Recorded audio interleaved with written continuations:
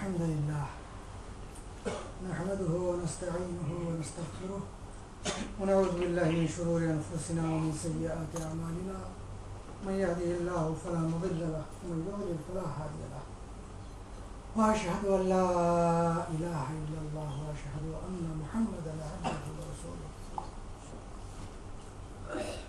أما بعد فإن خير الحديث كتاب الله وخير الهدي هدي محمد صلى الله عليه وسلم وشر الأمور محدثاتها وكل محدثة بدعة وكل بدعة ضلالة وكل ضلالة في النار وأعوذ بالله من الشيطان الرجيم الذي خلق الموت والحياة ليبلوكم أيكم أحسن عملا وهو العزيز الغفور. قال الله عز وجل وفي السماء رزقكم وما توعدون. حضرات گرامی، بزرگوں اور دوستوں، جوانوں نوجوانوں اور بچوں، ہمیں سب سے پہلے اللہ رب العزت کا شکر بجا لانا چاہیے کہ اس نے ہمیں ایک ایسا دین عطا فرمایا جس دین سے بہتر کوئی دین نہیں. ان الدین عند اللہ الاسلام.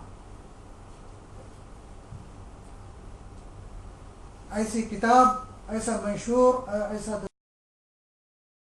جس سے بہتر کوئی دستور، کوئی کتاب نہیں. فإن خیر الحدیث کتاب اللہ. بہترین بات، بہترین گفتگو اللہ تعالیٰ کی کتاب ہے. ایسا نبی مبعوث ہوا جس سے بہتر شخصیت پہ آج تک سورج طلوع نہیں ہوا.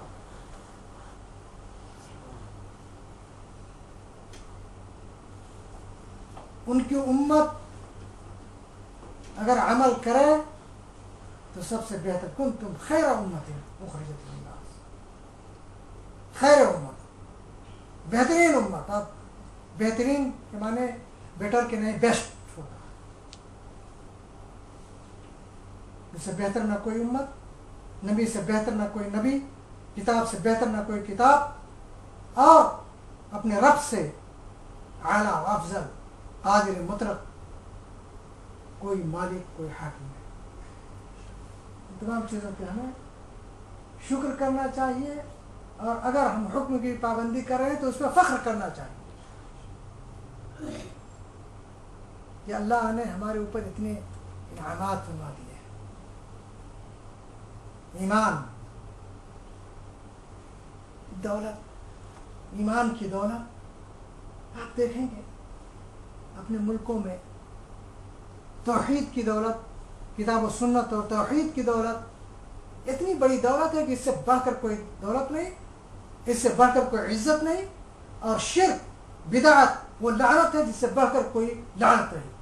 وہ لعنت جسے اللہ جو غفور الرحیم ہے وہ بھی فرماتا ہے کہ ہم نہیں معاف کرتے، اس سے بڑھ کر کوئی لعنت ہو سکتی ہے؟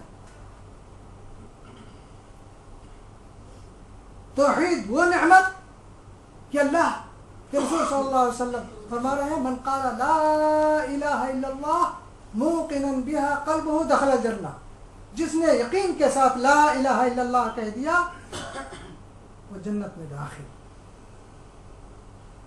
اس سے بڑھ کر کوئی نعمت، اس سے بڑھ کر کوئی دولت، اس سے بڑھ کر کوئی عزت ہو سکتی ہے؟ اور شرک سے بڑھ کر کے کوئی ذلت، کوئی لعنت، کوئی بدبختی ہو؟ خود فرمایا ان اللہ لا یغفر ان یشرک به ویغفر ما دون ذلک لمن یشاء. اللہ تعالیٰ شرک کو نہیں معاف کرتا. شرک کے علاوہ جتنے بھی گناہ بندہ کر کے آئے اللہ تعالیٰ کی مشیت اور اللہ تعالیٰ کی چاہت پہ ہے. چاہے تو اس کو توبہ کے بعد یوں ہی معاف کر دے، اور چاہے تو اسے سزا دے کر کے بری کرے. آپ کے پاس اللہ نے کتاب و سنت اور توحید اور ایمان کی نعمت دی ہے. اس نعمت کو کہیں بھی جان بوجھ کر کے برباد کرنے کی کوشش نہیں کرنی چاہیے. شرک ہمارے ماحول میں ایسے چلا آتا ہے.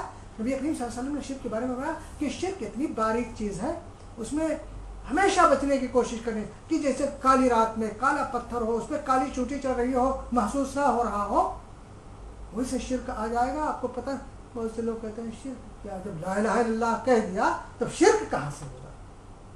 ایسے ایسے باولے پڑے ہوئے ہیں کہ اللہ تعالیٰ نے نبی کریم صلی اللہ علیہ وسلم پہ کتاب نازل فرمائی، آپ کو اس پہ، اس کے امپلیمنٹ پہ، اس کے تنفیذ و تعمیل میں آپ کو اپنے شہر مکہ بھی چھوڑنا پڑا. کس لیے؟ کوئی اور تو مسئلہ نہیں تھا. آپ تو یہی کہتے تھے قولوا لا الہ الا اللہ تملکوا العرب والعجم، لا الہ الا اللہ کا اعلان کر دو، عرب و عجم کے مالک ہو جاؤ، اور ہمیں کوئی چیز نہیں چاہیے، نہ ہمیں شادی چاہیے، نہ ہمیں دولت چاہیے، کچھ نہیں.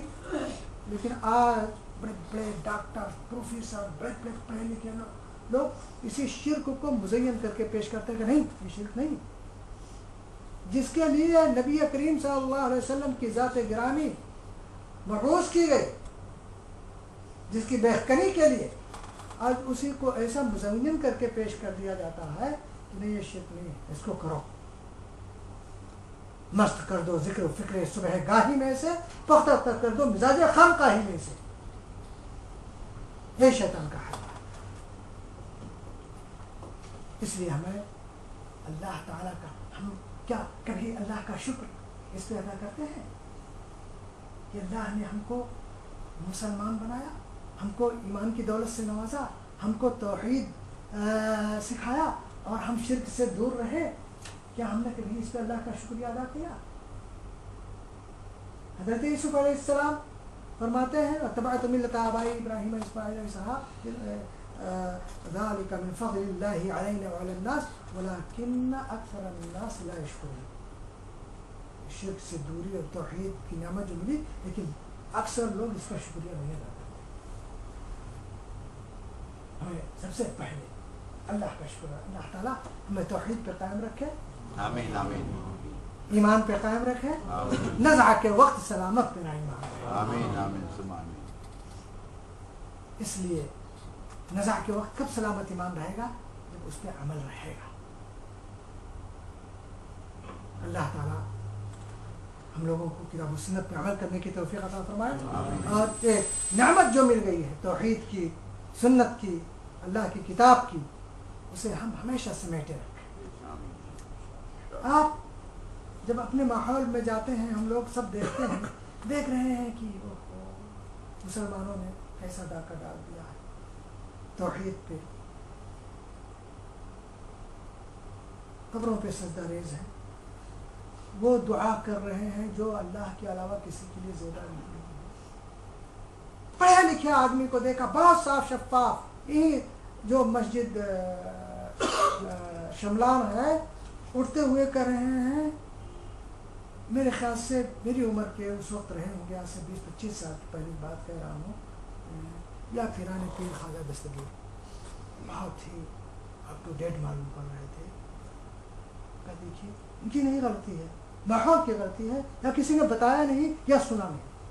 میں آپ لوگوں کو بتا دوں تاریخ، آج سے 25-30 سال پہلے جب ہمارے پاکستانی احباب بیس میں ہوا کرتے تھے فوج میں، تو ہم لوگوں نے جب درس شروع کیا تو یہ کہ بھائی ہم کیا کہیں گے قرآن و سنت، پہلے یہ پوچھیں گے کہ آپ کس مسلک کے ہیں، آپ کیا ہیں، تو کہتے تھے بھائی ہم کتاب و سنت. کوئی بھی ہم کو بتا دے آج بھی کہ کوئی عمل تم ایسا کر رہے ہو، چاہے وہ نماز سے متعلق ہو، چاہے روزے سے، عبادات سے متعلق، کہ یہ کتاب و سنت کے خلاف ہے، تو میں نہیں کہوں گا کہ آپ کا شکریہ، بس انشاءاللہ یہی توبہ کر کے اٹھوں گا. یہ کشادگی ہونی چاہیے، کیونکہ یہ دین اللہ کا دین، اس کے رسول کا دین ہے.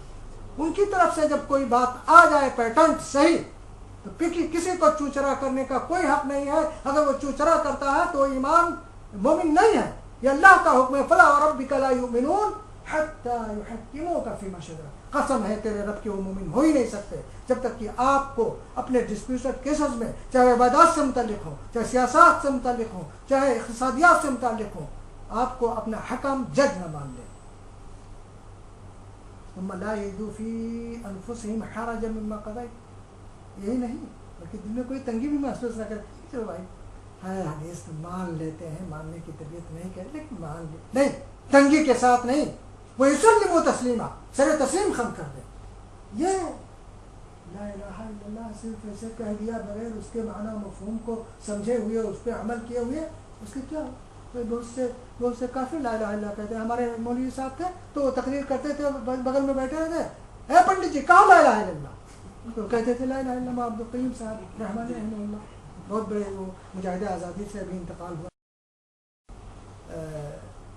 اے پنڈت جی کہاں لا الہ الا اللہ, تو کہتے لا الہ الا اللہ. تو یہ کہنے سے ہو گیا کچھ؟ زبان سے کہہ دیا جو لا الہ, تو کیا حاصل؟ دل و دماغ مسلمان.